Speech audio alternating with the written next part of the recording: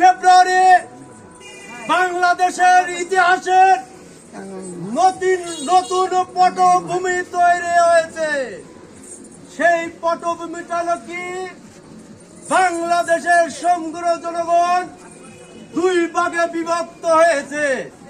একটা স্বাধীনতার পক্ষের শক্তি, আর একটা স্বাধীনতার বিপক্ষের শক্তি।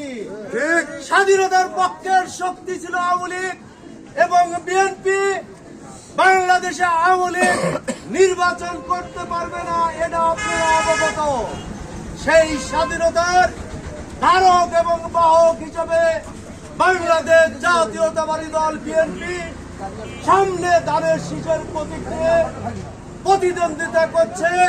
সেই প্রতিনিধিকে ভোট দেওয়ার জন্য 12 তারিখে ধানের শীষে ভোট দিয়ে সকলের কাছে দোয়া আছে, সেলিম ভাইয়ের জন্য দোয়া আছে।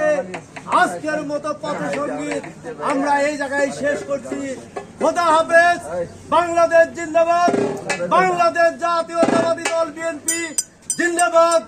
শহীদ জিয়া অমর হোক, বেগম খালেদা জিয়া অমর হোক, তারুণ্যের অহংকার তারেক রহমান জিন্দাবাদ জিন্দাবাদ। সবাইকে আসসালামু আলাইকুম ওয়া রাহমাতুল্লাহ।